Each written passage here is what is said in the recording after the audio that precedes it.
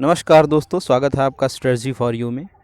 जैसा कि आप जानते हैं कि लेखपाल भर्ती परीक्षा जो है वो प्रस्तावित है 2020 की, जिसमें 5200 पद हैं, 5200 पद जो हैं वो रिक्तियों का विवरण आया हुआ है। वर्तमान में 24,000 जो पद हैं वो कार्यरत लेखपालों की संख्या है। रेवेन्यू लेखपाल जो भर्ती है उसकी बात कर रहे हैं हम।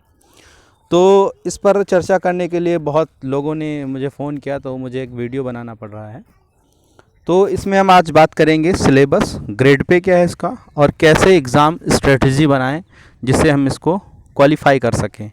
तो आइए बात कर लेते हैं। तो पहले बात इसकी जान लेते हैं कि है क्या ये। तो देखिए, ये एक फील्ड जॉब है जिसका ग्रेड पे है 2000। गा समूह जो है वो उसकी ये भर्ती है। इसकी जो मिनिमम सैलरी बनेगी वो 21,700 रुपये बनेगी। फर्स्ट सैलरी जो होगी वो इससे ऊपर होगी, इससे नीचे नहीं होगी।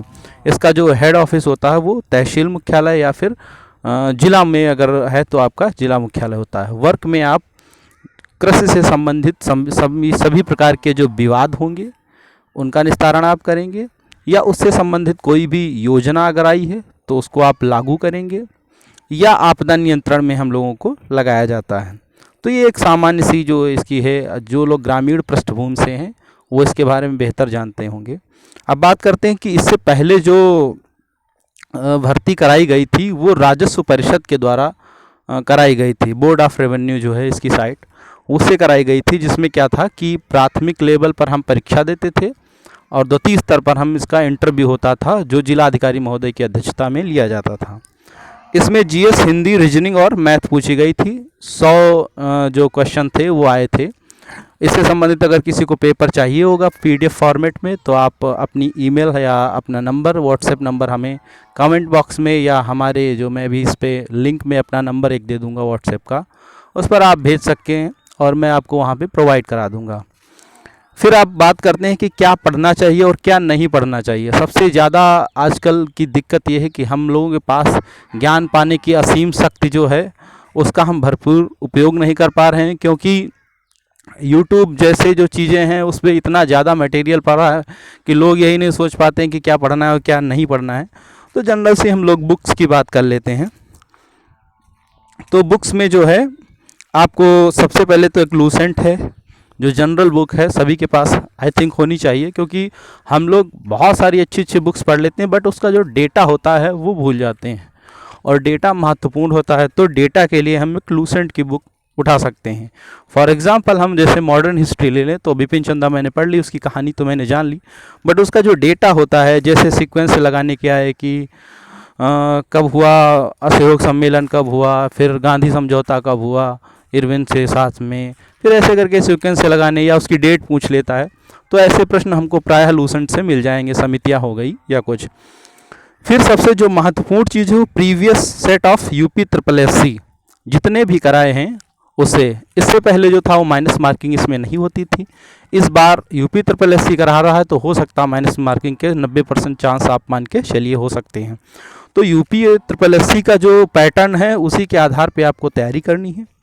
ज्योग्राफी जो है उसके लिए आप परीक्षा वाणी की जो इंडियन और वर्ल्ड दोनों ज्योग्राफी हैं उसको अच्छे से पढ़िए, विद एटलस जो स्टूडेंट एटलस आता है ऑक्सफोर्ड का।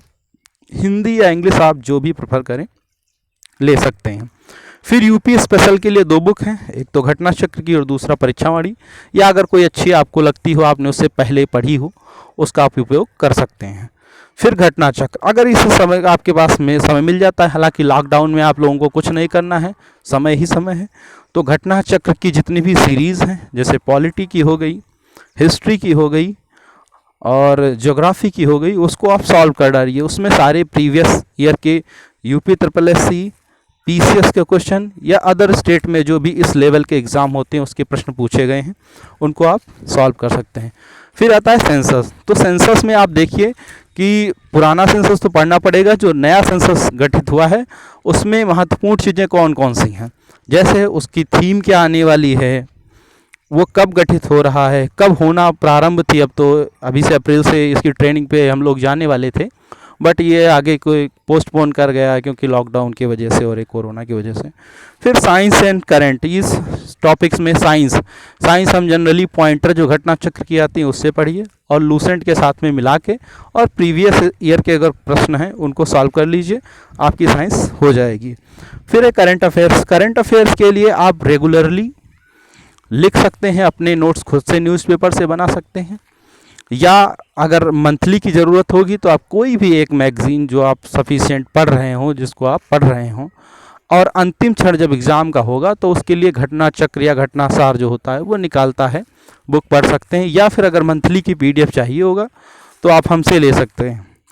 तो ये जो एक पूरा एक जनरल वे था क्वेश्चन का, वो हम रोज़ पढ़ते हैं, ये कोई बड़ी बात नहीं है। बट बड़ी बात इसमें ये होती है कि आपने इसका रिवीजन जो है कितने टाइम किया। हमारा सिलेक्शन जो होता है वो रिवीजन पर डिपेंड करता है। एक ही बुक को हमको 10 बार पढ़नी चाहिए, 10 बुक को एक बार पढ़ने से कोई लाभ होने वाला नहीं है। तो आप लोग मल्टीपल टाइम आप इसका रिवीजन कीजिए। जितनी भी चीज़ें नहीं आ रही हैं अपने गुरुजनों से, अपने फ्रेंड सर्कल्स में, या हमसे, या किसी भी व्यक्ति से आप उसको अच्छे तरह से डिस्कस करके पूछ सकते हैं। किसी भी क्वेरी के लिए आप नीचे कमेंट कर सकते हैं, या जो नंबर होगा उस पर आप मैसेज कर सकते हैं। थैंक यू, धन्यवाद।